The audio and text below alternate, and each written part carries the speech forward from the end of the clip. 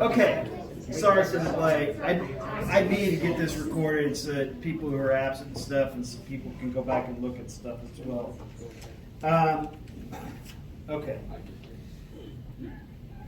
We're going to start off with something easy. You've covered this before.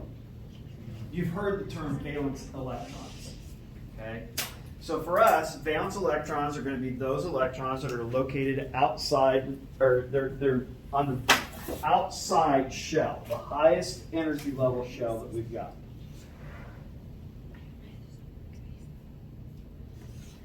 Now, the term that you may not have been introduced to before is the term core electrons. So that's everything else. So if it's not a valence electron, it's going to be a core electron.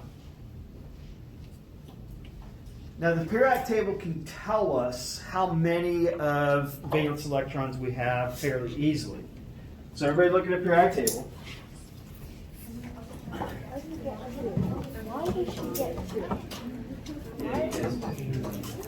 Now, most periodic tables today,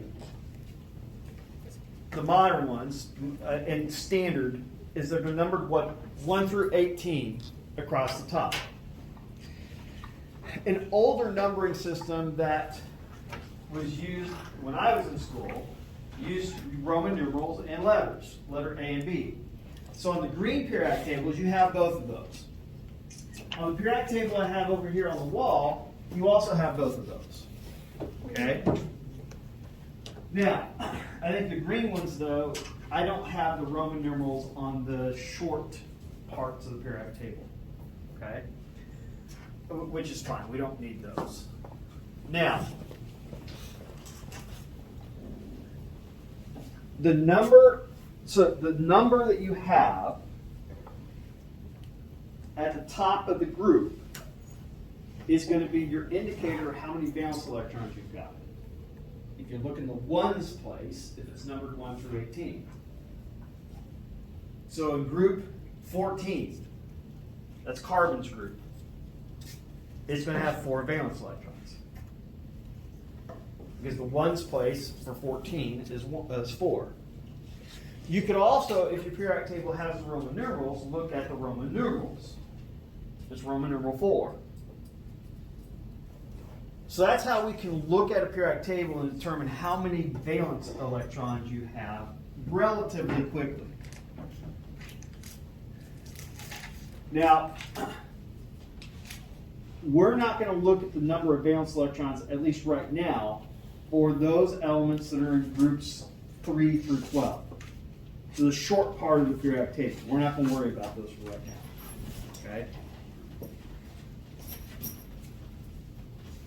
Now, the reason why we need to know about the valence electrons is so that we can do a calculation for what we call core charge or effective nuclear charge. So, in this diagram here, I've got sodium. Sodium's got 11 protons, 11 electrons.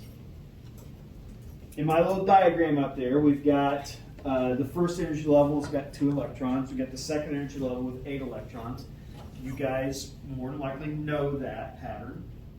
And I've got 1 more electron in the third energy level.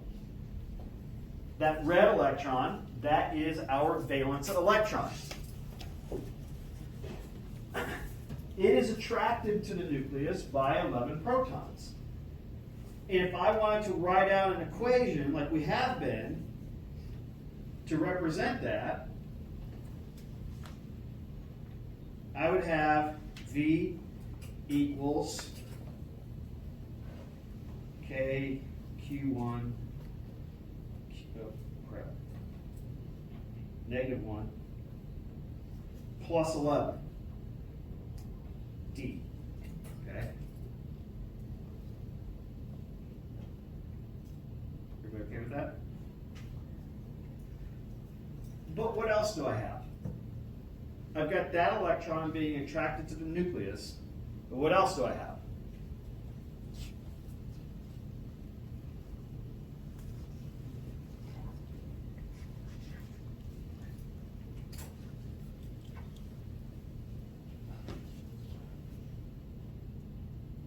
that it? That's the only interaction? That electron with the nucleus? Jacob? The electron's also being repelled by the other one. So if I were to choose any one of those electrons, my equation would look like this. My V equals K, -1 times -1, right? Divided by D. Now, what are those repulsions going to do to the attraction that the valence electron has for the nucleus? Dan? They're going to make the attraction smaller. It's going to weaken it. It's going to make it smaller attraction. Effective nuclear charge is our way of approximating. These are not hard and fast numbers, okay? It's a way of approximating what the valence electron is going to feel, if you wish, in terms of an attraction. Now, one way to think about this is that each core electron cancels out a proton. The equation is our effective nuclear charge, that's the ZEFF, so effective nuclear charge is going to equal the number of protons minus core electrons. Well, how many core electrons does sodium have? 10. It's got 2 in the first energy level and 8 in the second energy level. All of those are core electrons.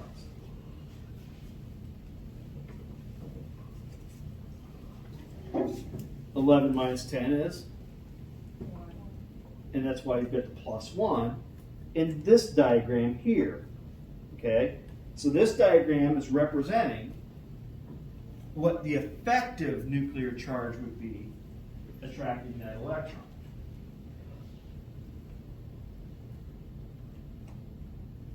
Questions?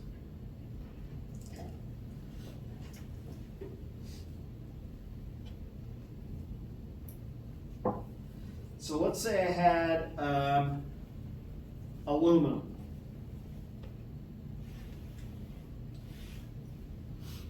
If I wanted to calculate what the effective nuclear charge was for aluminum,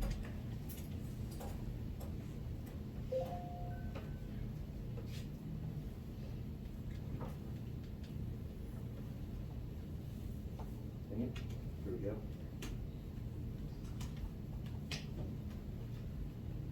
how many protons does aluminum have? That's easy. 13. How many core electrons does aluminum have? 8. 3. 10. How do you get 10, Liam? Because it has 3 valence electrons because of the third main group. So minus 10. So if you look at the group aluminum is in, it's in group 13, right? How many valence electrons is that? 3. How many electrons does aluminum have total? 13. And our core electrons are everything that's not valence, right? So we have 13 electrons, 3 of them are valence. Subtract that and you get what? Come on, class. You're my participatory class. You guys are starting to sound like my period 6 class, a bunch of mutes. 10. 10. Okay. So we get 10. Our effective nuclear charge is 3. Oh, wait a minute. Where do we see this number 3 before? Valence electrons. What's that? Valence electrons. Valence electrons. So the shortcut to this is if you want to know what the effective nuclear charge is, simply determine how many valence electrons you've got. That occurs, that's going to work more often than not. Okay?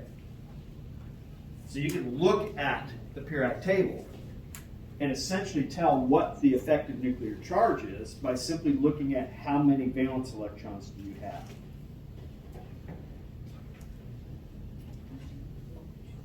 Okay? Who's got questions? Now that's working for neutral atoms. If we had ions, things would work a little bit different, but the basic principle is still going to be the same.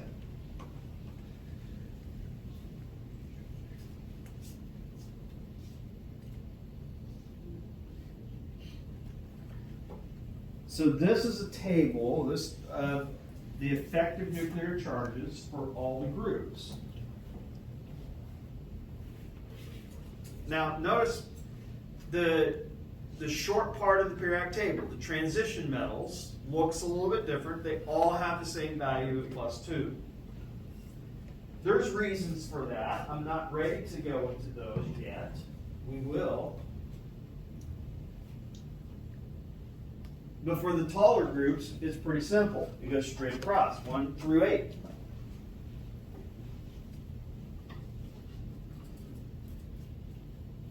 So if you're going from left to right across the periodic table, what's going to have the greatest attraction? The ones on the left or the ones on the right? The ones on the right, because it's got the larger charge, right? Jacob, do you have trouble with your left and right? Yeah. Okay.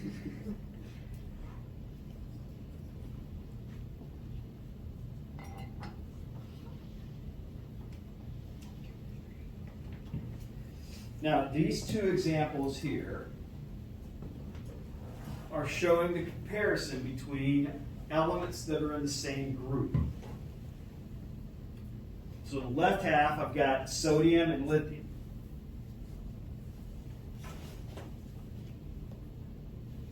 And we can see that the effective nuclear charge for both of them would be 1. You go through and do the math. Also notice, though, that we've got a difference in our radius. It's a little bit larger, and we would expect that our sodium would have a lower ionization energy. But it's not that much different, right? Sodium's ionization energy up there is 0.5. Lithium's 0.52. The reason why is because sodium has more protons. And this is where I go back to saying that our effective nuclear charge is an approximation.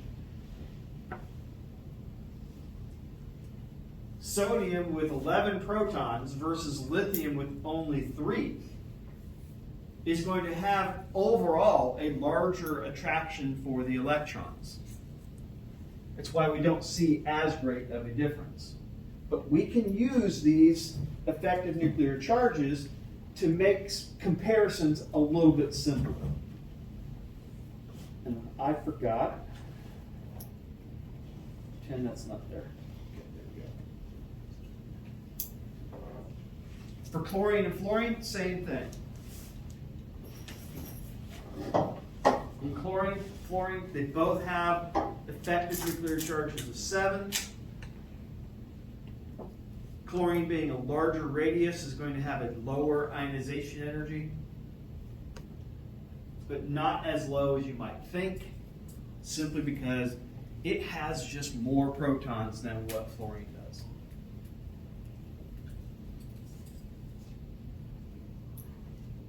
Who's got questions so far?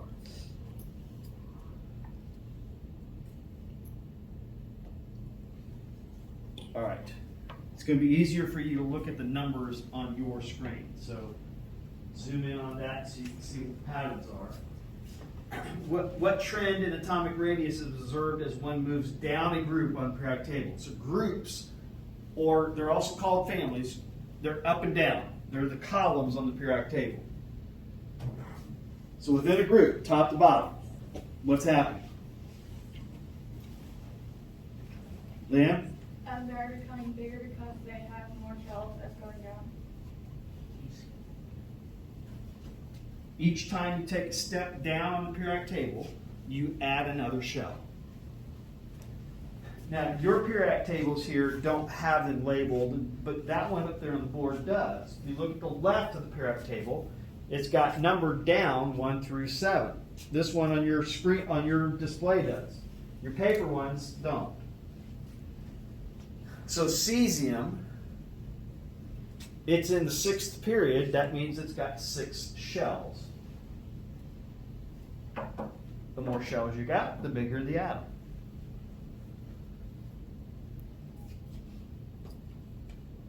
Now, Liam answered both of those questions. What's the trend and what's the primary cause? Primary cause is adding energy levels, adding shells, however you want to say that. Does core charge have a significant impact on this trend?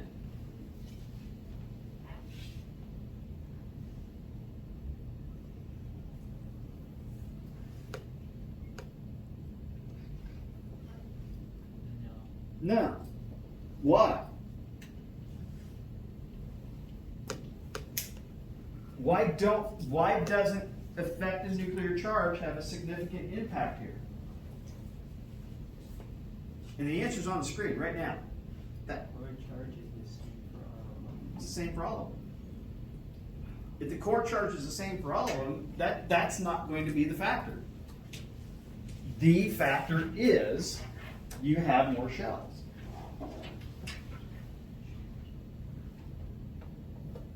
Who's got questions?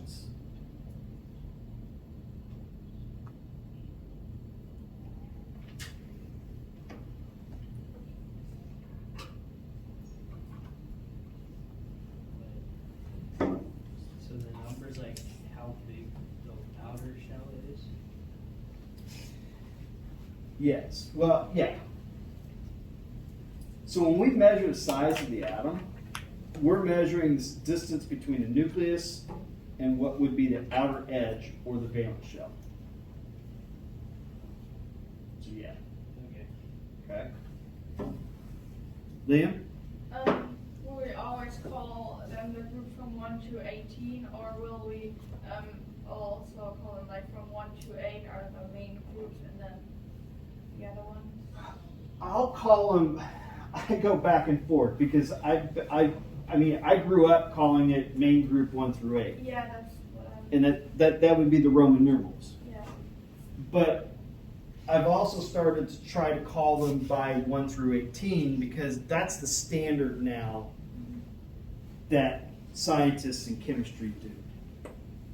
Okay? So I'll bounce back and forth. I think you guys will understand what I'm talking about when I do that, though. Okay. What's the trend in atomic radius observed as one moves from left to right across the table?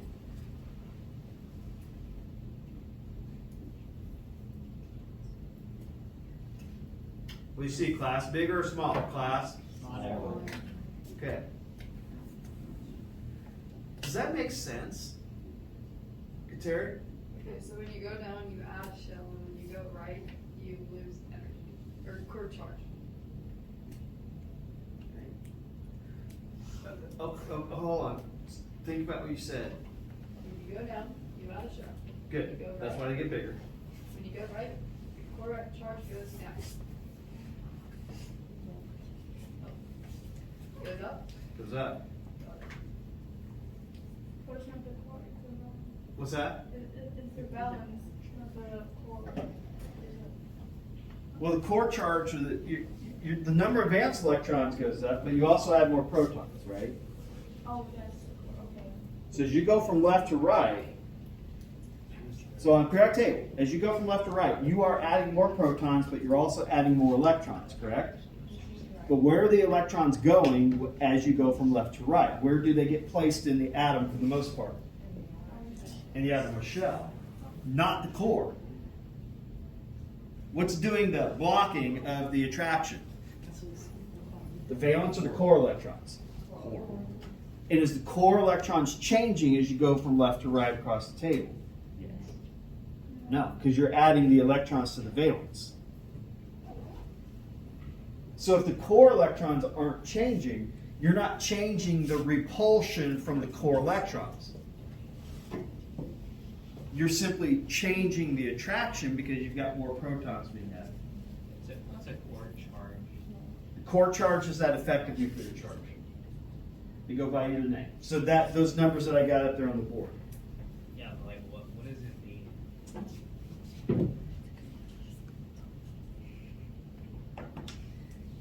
It's the value that we use to help explain what's happening to the attraction of the valence electron because of the core electrons. So core electrons are causing repulsions, right? What's a core electron? What's that? What's a core electron? First slide, when we define these. It's not a valence electron.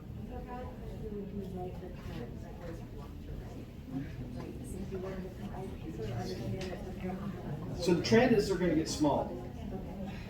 Now the reason why is because the charge of the nucleus is getting larger, with the electrons being placed in the same shell. So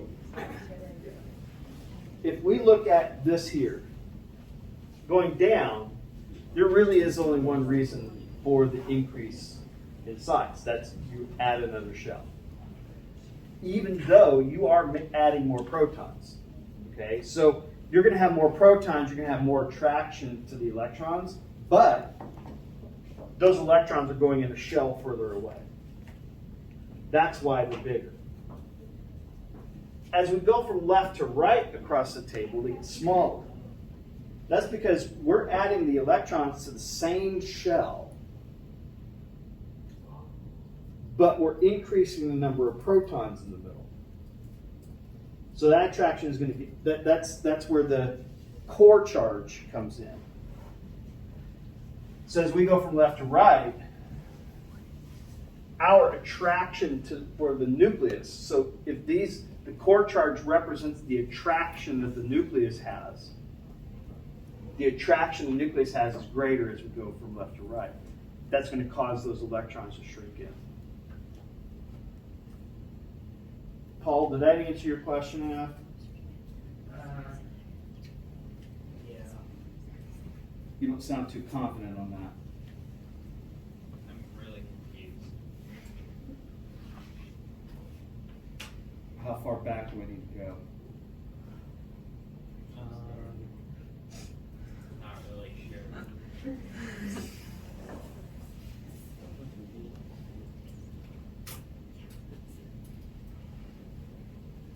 Do you know what a valence electron is? Yeah. What are all electrons that are not valence electrons? Core electron. Good. Okay.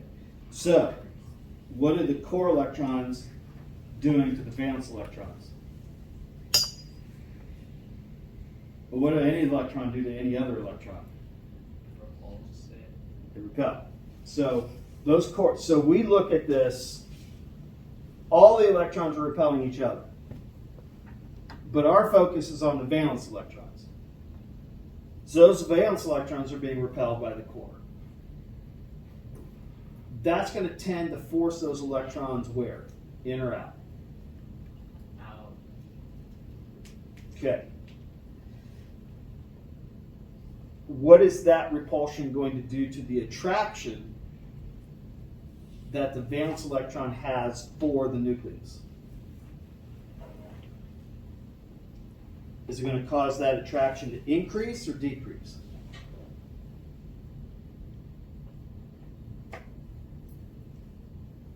Increase.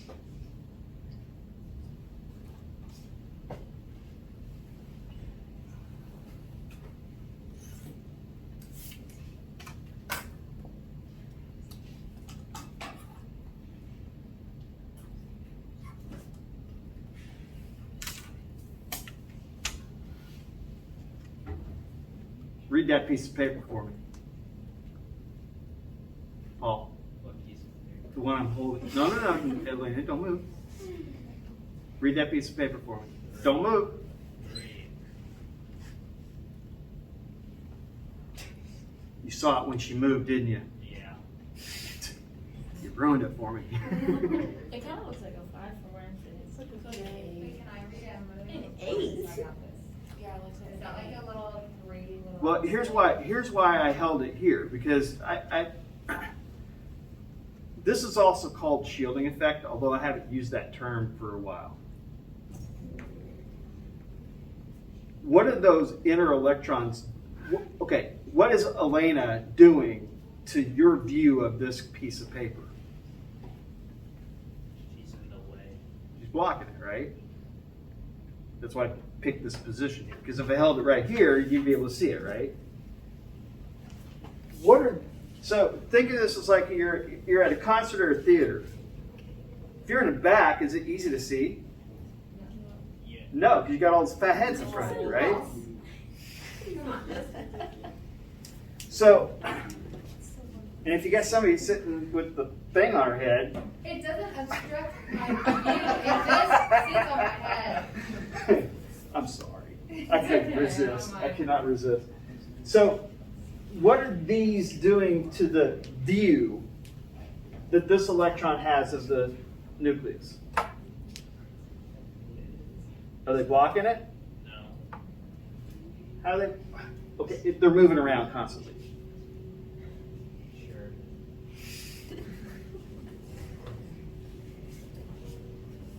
If I had more people between you and this piece of paper, would it be hard for you to see? Yeah. The more electrons I have between the valence and the nucleus, the harder it is for that electron to see the nucleus. That means the repulsion is going to be less, or sorry, the attraction is going to be less. So this electron right here is feeling less attraction to the nucleus because these electrons are in the way. They're repelling it out.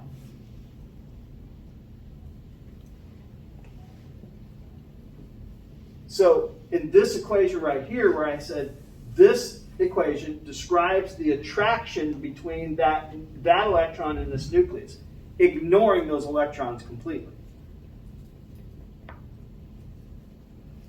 This equation shows the relationship between all of these electrons and that electron individually. So this electron, the thing that would change on those would be the distances. All of them repulsions, right? And those repulsions between those electrons and this electron in the valence shell is going to cancel out that attraction, but not completely. Okay? Does that help? Yeah. So what we get then in our calculation, so these numbers here are based on this calculation of our effective nuclear charge. How many protons do you have in the nucleus minus the number of core electrons, those electrons that are not part of the valence shell?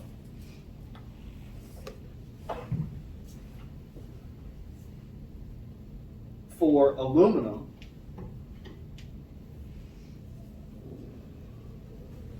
it's got 13 protons. When you look at the periodic table, it's got 3 valence electrons, right?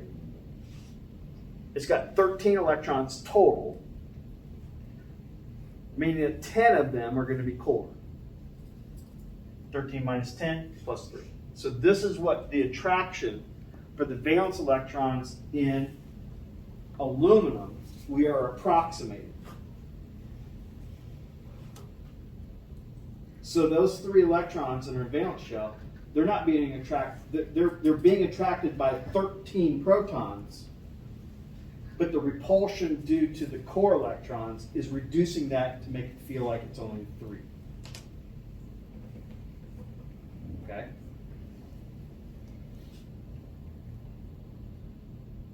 Who else is still confused? Because this is important to make sure you understand what's going on here. I just like don't get, I don't even know what to ask. I feel Like, Mr. K, what question are we even like answering right now? Because like, I thought we were talking about going across. Like, what does this have to do with? Well, so we've got to set the stage for the attraction. What's causing the attraction for the electrons? The protons, right?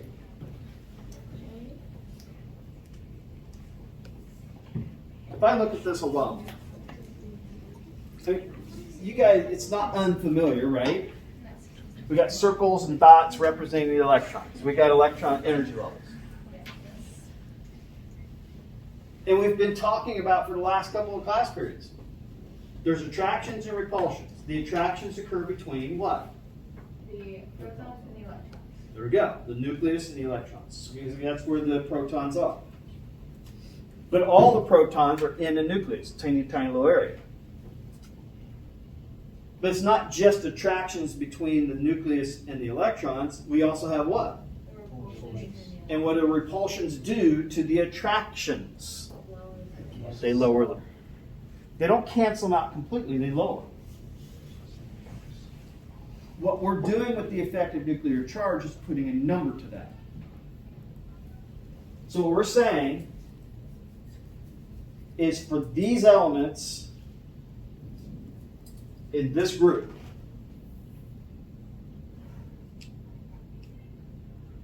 we're saying that the nucleus, no matter, so cesium has 55 protons, right? What we're saying is that those 55 protons, because cesium has 54 core electrons,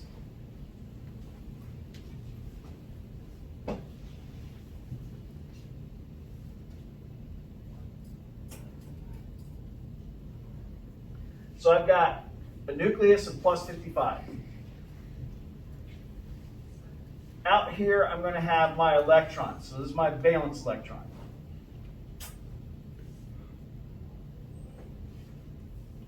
And in between that,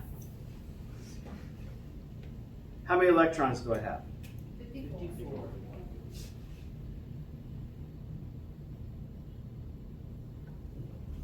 And what are they doing to those valence electrons?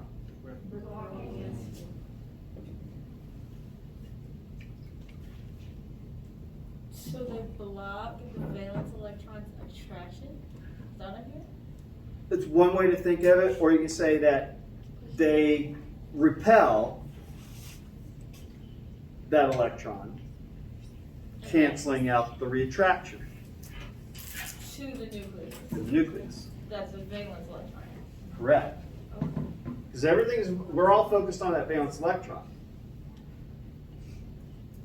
So so the valence electron, I'm going to change the color here. So the valence electron's attracted to the nucleus, but these electrons in between are repelling it outwards.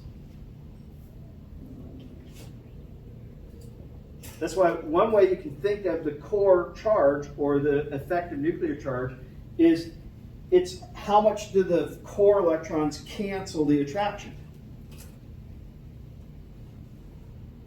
Do they cancel it 100%? No. I mean, that's why the electron's still in the atom. Do they reduce the attraction significantly? Yes.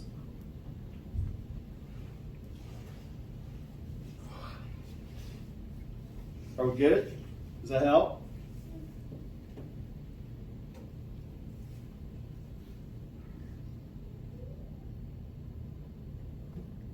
Did that help? Yeah. Okay.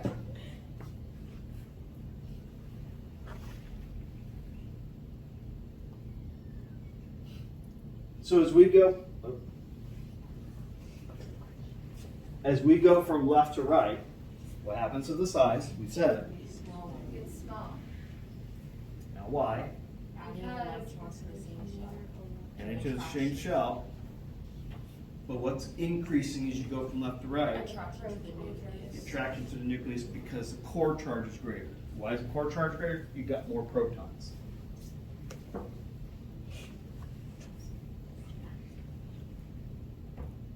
And core charge has a really big effect here because it's increasing as you go across. Zoe? So then, how do ions work? So like if you have like one more electron, then wouldn't there be no attraction between that electron and the nucleus? Oh, no. So, okay, I understand what you're saying. Adding an electron changes things a little bit, but adding an electron simply means that the attraction was strong enough to be able to have an extra electron. Okay. Okay, that makes sense. Okay? Now, some atoms, well, we'll see this in the near future. Metals, okay, so up there on that periodic table, and on yours, I got a bold line, right? The stair steps. To the left of those stair steps are the metals, okay? They tend to not, they're not going to gain electrons. Their attraction's not strong enough to do so. But once you get to the right of that stair step, now they can. You can gain more electrons. By gain, do you mean like bonds, or do you mean like ions? You'll just gain an electron. Well, usually it's in association with a chemical bond being formed. But they can just gain electrons. Just like for fun, like There's lots of free electrons around. Okay. Yeah. No. Here's what I want you to do. Go by, so nobody's coming to give me a pass. Oh, is that one? When did they bring this to me? No, thank you that.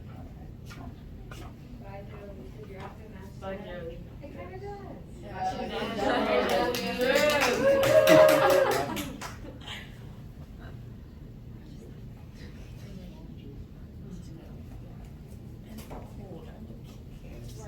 Okay. Can we have like some heat, you know? No.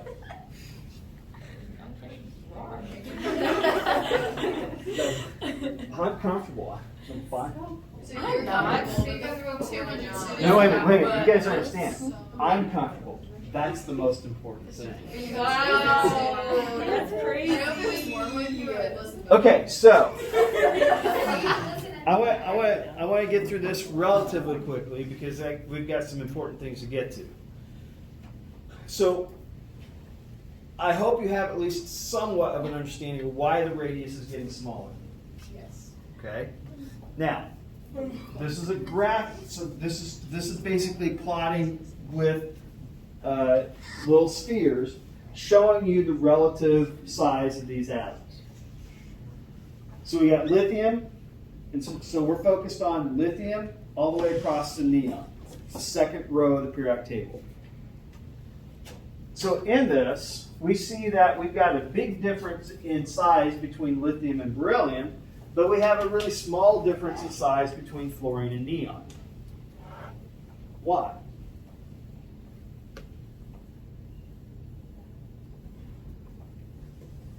What would make the size between lithium and beryllium drop so much versus a very small difference in size between fluorine and neon?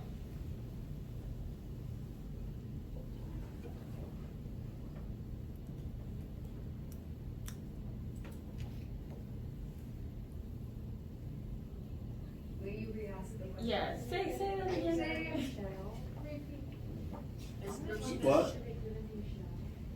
What? No, so all these had the same shell.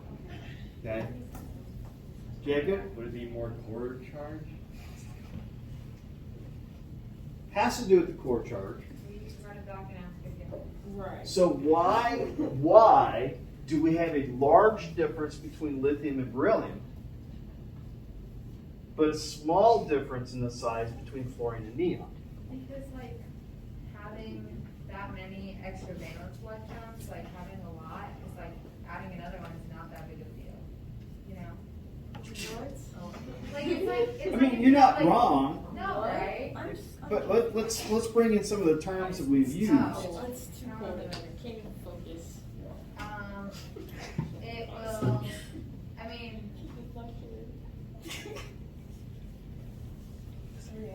I don't know the actual term. Well, you kind of hinted at it. When you add more electrons, what's going to happen? The core amount charge. The core charge is gonna go lesser. Oh. What do you mean? Lesser. What? It's gonna get weaker. What? You keep adding one though. Charge You keep what? You keep adding one. But what you said's not necessarily wrong. So let me build off of that. What'd she say? I said that basically, it's like if you have one kid, the second kid's like like a big deal, but if you have 8 and then you add a 9, it's like, I mean, it's true. You know what? Whatever example works, and that's not a bad example. What? Okay. People, what Elle is talking about is proportionality. What's the core charge of lithium? +1. What's the core charge of beryllium? What have we done to the core charge? We doubled it. And it's not like doubling when you go on. Right. When you go from fluorine with 7 to neon with 8, that's only going up 1.1 times. I'm just lost. Math. Okay, no.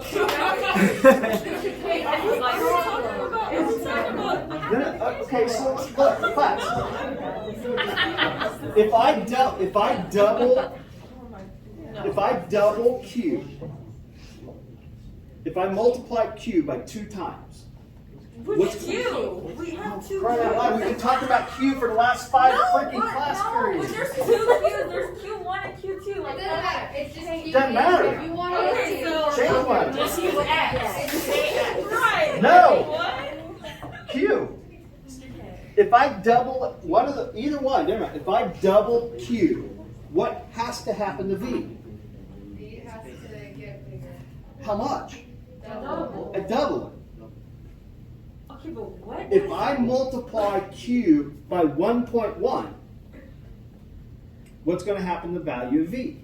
It's going to go up by. It's going to go up by 1.1. Joint between here to here, I am multiplying by 2 times this Q. I am doubling the core charge. Between these two, I am going 1.1 times. I'm increasing the attraction, but I am not increasing the attraction proportionally as much as we did at the beginning. Your example of the kids is perfect. 1 kid to 2 kids. You just doubled your work. But you Right? 8 to 9 is. Slap another one in there. But going from 7 kids to 8 kids, hell, you already got 7. And 8's not going to make that big of a difference, right? You said what? Just Okay, wait, use so the rest what of it. what is this representing? The radius? Like, I don't know what does that mean? What is it? So these are representing, this is the largest, this is the smallest, right? In radius. In radius. Okay, thanks. I'm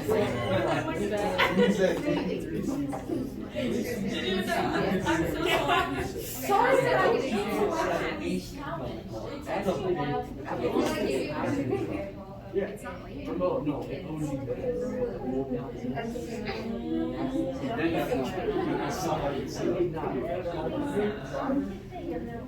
Okay. Fluorine with a negative charge. Zoe, this is kind of related to the question you had.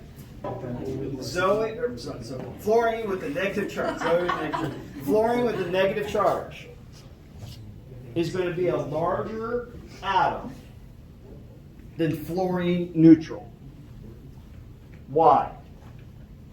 Is it because they're repulsing each other, repelling each Did you guys hear that up there? No. Say it again, Paul. other? It's because they're repelling each other. Okay, well, geez, you don't have to yell at me. No, that's fine. Because nobody's said anything about not understanding those other parts in my period 1 and period 6 class. we're superior, man. Not me. Sorry. The redundant there. So the No, I totally attraction, forgot he was the recording. attraction of the nucleus for the valence electrons is affected by those electrons in between. Okay? So when we're measuring the size of the atom, we're measuring the distance between the nucleus and the valence shell.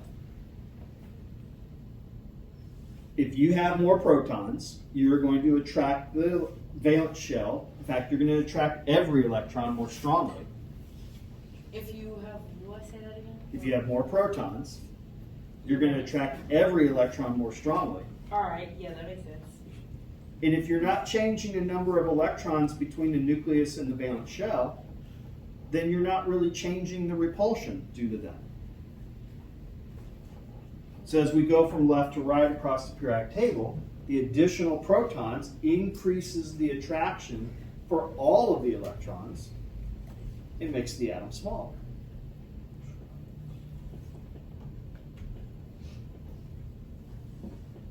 Okay, switch over to notes 8.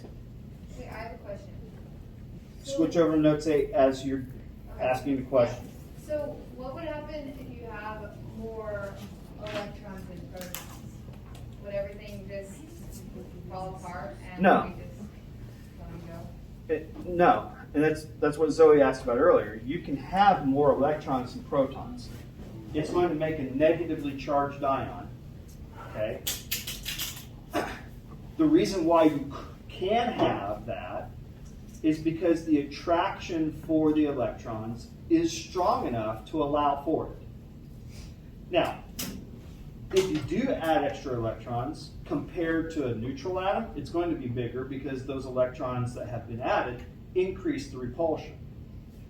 So they are going to have to bulk up a little bit to help reduce that. But in the end, the attraction is still greater than what the repulsions are and why those electrons would stay there. Okay. So we talked about the photoelectric effect, where we have energy, light come in, hit the atom, kick electrons out. Okay? The equation that is associated with that is what we're going to focus on now to help us in our next steps. So far, we've been talking about the ionization energy and looking at the shells that we've got. But we need some more detail about what's happening. So in this equation, and when we did the photoelectric effect, if you have light come in and it's got this amount of energy,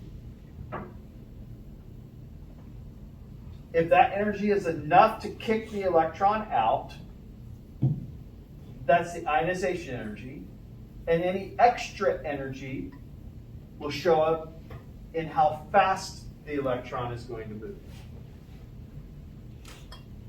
So if you have an electron that gets kicked out of an atom and it's moving really, really fast, that means one of two things. It means you had a really large value for this, or this wasn't very large.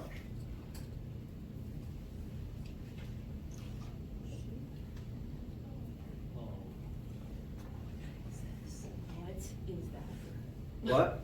So what is that?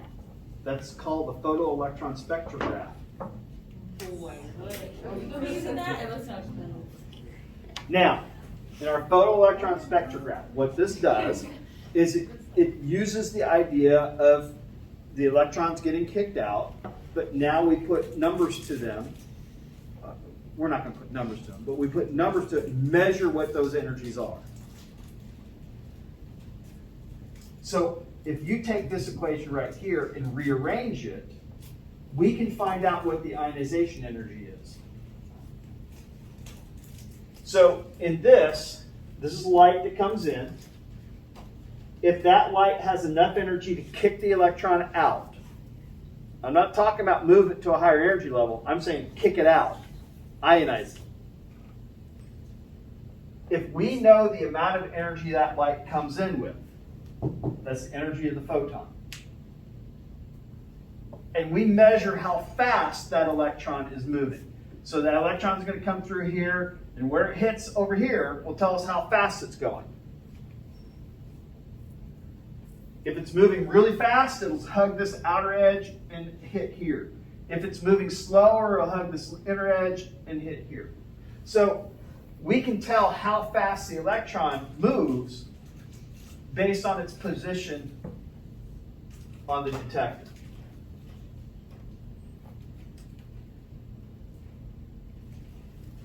Now, I'm going to make up easy numbers. guys seem to not like anything but easy numbers. Why would we not like these numbers? Is 10 easy enough? Nope. Seriously. Oh, how about 1? No, but it has to have a some numerical value that you can subtract. Oh, okay. I mean, it's not that So if I have a photon come in and got energy of 10, and the kinetic energy of the electron coming out is 3, what's the ionization energy have to be? 7. Good enough. Okay. So if the electrons are coming out slow, high ionization energy. Because if I change this, I say, okay, I've got a photon of 10 again, but my kinetic energy is 9. What's my ionization energy? 1. So the faster they come out, the lower the ionization energy was. And we would see that as little peaks here, right?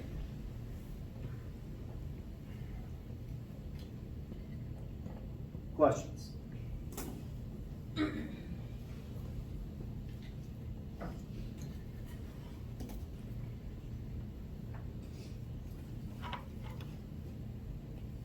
skipping a slide, but we don't need it. We really don't need it. Okay, hydrogen. How many electrons? 1. Kateri. Well, I'm going to yell at you. Oh, yeah. Girl. It's been on the. We're going to do 3 strikes and you're out. Oh. Okay, that's fine. Not playing any games. Mine 2 already. Yeah, actually 2.5. That's fine. Okay, so how many different energies are we going to observe for ionization? Huh? Just one.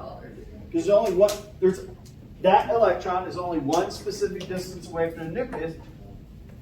So here's what we would see on the graph. Okay? The x-axis is how much energy. The y-axis is how many. Okay? How many what? Electrons. Oh. Now, the y-axis actually says the relative number of electrons, not necessarily counting them specifically, but relative to others. Since we don't have anything to compare it to, I'm just going to draw my line here and say that's hydrogen. Yeah. When we're talking about the number of electrons, is that how many comes out when you put the energy in, or why is it a number? Why isn't it just 1 if we're talking about? Put a pin in that for a second. Okay. We'll come back to that. Okay? Because we're going to compare atoms to each other, and that's where the relative comes in. How did you decide where to place that one? What's that? How did you decide where to place that Oh, one? I just put it there. But I should probably move it over a little bit. Why? Because I remember that the ionization energy was 1.31. Now, one thing to note here is that our high numbers are this way, low numbers are that way. Okay? But there's a reason for that. Now,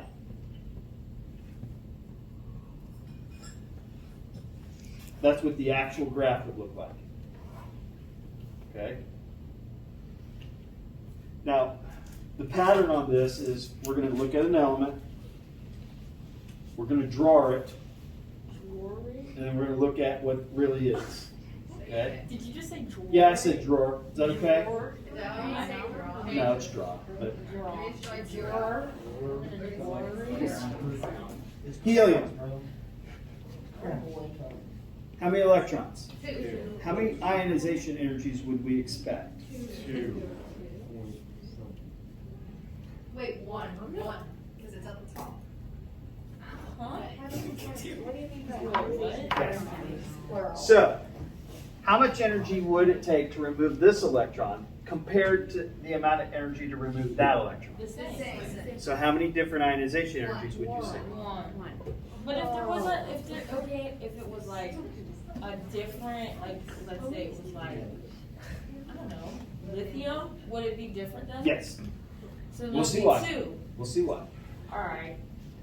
Right now, it's going to be the same because the distance of both of those are the same from the nucleus. The Okay. nucleus's charge is not changing. Gotcha.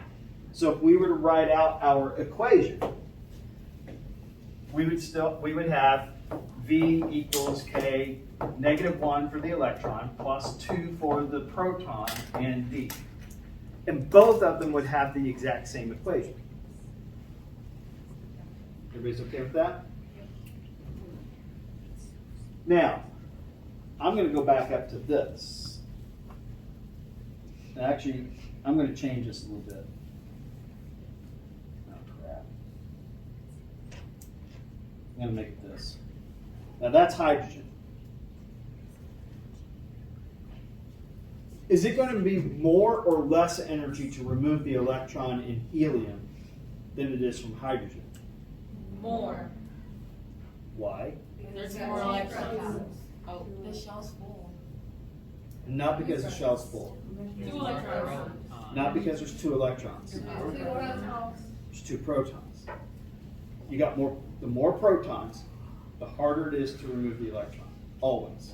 Okay? But since there's like, so it wouldn't matter like if the shell's full, like if it's. Doesn't matter. That's what the. That's what middle school teaches you. I know. Middle school isn't right now, is it? No. Okay. So. I'm learning everything right now. Pretty much. You've damaged my Try to put shell. some of this, put some of the stuff. I mean, I want you to remember some of the stuff from middle school, but I also want you to keep an open mind that what they were explaining to you may not be correct. So why would they teach it if it's not correct? Your pea brains aren't ready for it. Okay, but they didn't have to teach it at all if it wasn't correct then. You're right, and I would prefer they not. Yeah, because To be honest like with you. what? That Okay. is so disrespectful. Now, I didn't get it wrong. So, I was like, why would they do that? where, Where, left to right, do I need to put this? To the left of the hydrogen. Because higher energies to the left. Now, how high? Like less than double. What's that? Less than double? Or just double? Actually, double. Wait, but it's not like the. How many electrons does hydrogen have? One. How many electrons does helium have? 2. But won't it like, doesn't it have to do something with like the electrons, like not, like, I don't know how to put it in No. words. So what we're doing, this is the relative number. Oh, so. This is the relative number. So helium has twice as many electrons. We would expect to see a taller But it's peak. not actually. No, it is. No, but I know, but like, I don't know how to put it in words. But like the ionization level is like less than half because of the like. Oh, yeah, okay, that, yes. So that's why, the distance between them, so these, that's not double. Okay. Oh, okay. You should But the just height, have- the height is double because the height is counting the number of electrons relative to each other. Okay, I get it. So that's why on this graph, it really didn't matter how tall I made it. So I could have done hydrogen. I could have done hydrogen like this, and helium would have been like that, right? Yeah. Double the height. Here's what it is in reality.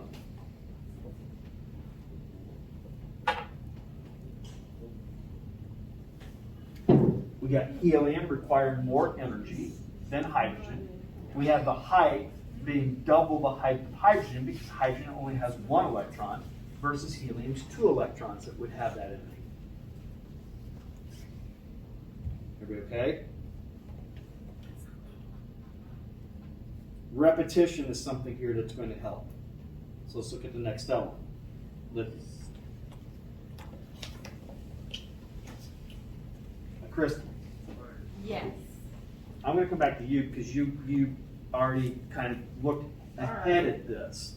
All right. These 2 electrons, would they differ in the amount of energy required to remove them? No. Correct, because they're the same distance away. This isn't changing. So both of these would have the same ionization energy. I hope so. Does Unless you're that going to electron be have the same? What'd you say? Does that electron have the same ionization energy? No. Because it's what? Farther away. And what else do we have? What are these doing to it? Repelling it. Repelling. So, how many ionization energies? 2. 2. So, if we go to draw this, the electrons in the first shell, I'm going to put them, I'll put them here, and I'm going to make it this tall. That's pretty cool. So that would represent the first energy level.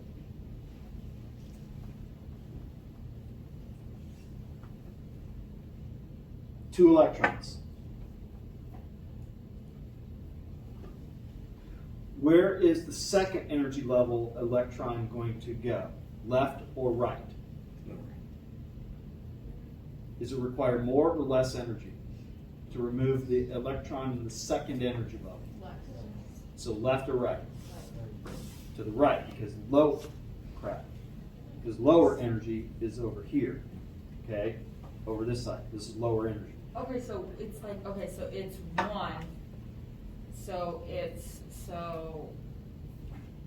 Tell me when to stop Never drawing mind. upwards. Never mind. Don't worry about But Kristen didn't hear me. Tell me when to stop drawing upwards. it.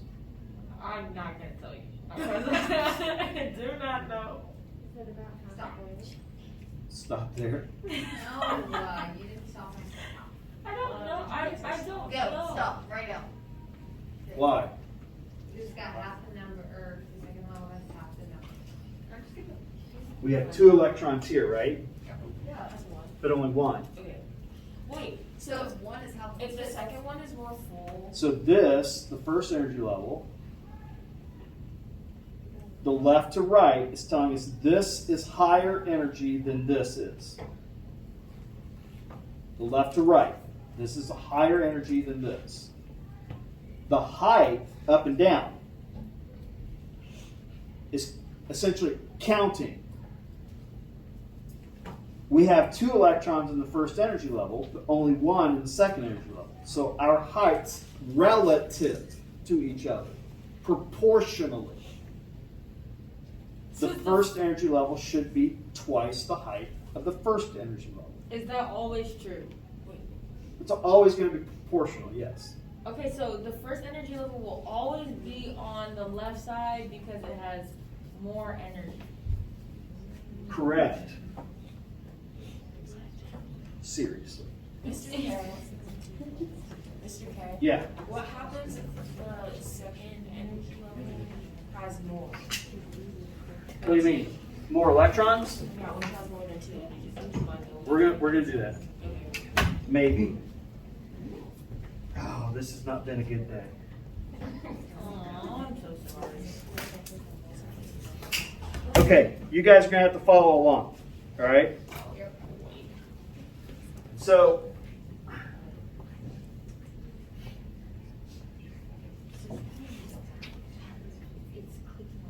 You guys can scroll and see the slide that's got the ones actually drawn. Well, they're not. Actually, they're on ours. Oh, you're not yet. They're not. So you're going to go with what I got, what I had drawn, right? Yeah. Okay. Now look at beryllium. Okay. So beryllium.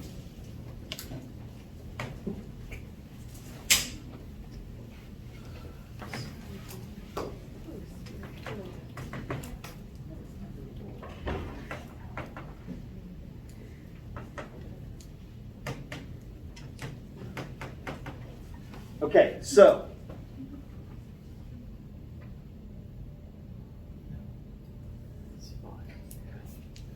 all right. How many electrons does beryllium have in the first energy level? 2. How many in the second? 2. How many different ionization energies? 2. The first ionization energy is going to go where? Further left or further right? Further left. So that's my first energy level. 2 electrons, right? Where's the second energy level going to go? To the left or to the right? To the right. But at the same height. Same height.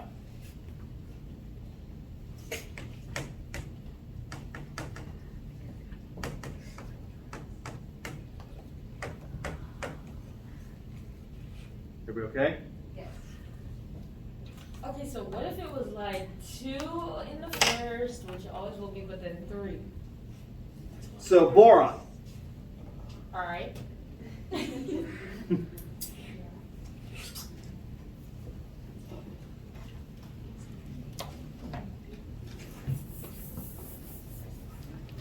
So for ease of drawing here, 2 in the first energy level. Yes. Boron, you guys are going to predict how many ionization energies? 2. And this line here is going to be what? A little bit higher, by a third, right? Don't pack it up yet, people. Wait, why by 1/3? Because 3 is 1/3 bigger than 2. So we actually have to, like, when we have to do this, we have to map. Just approximate. So if I'm a little bit off, you won't Yeah, tell me. no, that's fine. All If right. I got lines there like I have, you should be able to do that though, right? No, that means you have to. Wait, if you had lines there, it would be worse. Because, like, Are you okay, kidding me? Come on, like, if I okay, had this, meaning one and place this, there's no. if this went 1, this was 2, and this had 3, wouldn't you go up to the third line? Oh, okay. Well, if you numbered it, but if it's like some random. But they're not number- numbered, are they? No, so you're gonna make me assume. I'm that gonna it's make you one, scale 2. it up. All right, Yeah. okay. Yeah, you can do that. Okay, class, this is wrong. It's not. Wait, it is. That's wrong. This is wrong. And this is where the science comes in. So why would you teach us something wrong? Class? Middle school teachers. What's that? Why would you do what the middle school teachers did? I'm not. I'm teaching you what actually is going to happen. Here's the thing. We go with a model until it doesn't work. Have I said that before? Yes. No. Yes, I have. You haven't been paying attention. I do pay attention here. I literally asked more questions than everybody in here combined. Good job. So class, here's what Yes, happens. Thank you. Here's what happens. If we do the photoelectron spectrograph for boron, we find that there are 3 lines. A first energy level. We get the second energy level, but we get another line that's really close to this. And here's the difference. But there's not 3 energy levels. You're right. Up to this point, we've been primarily calling them shells.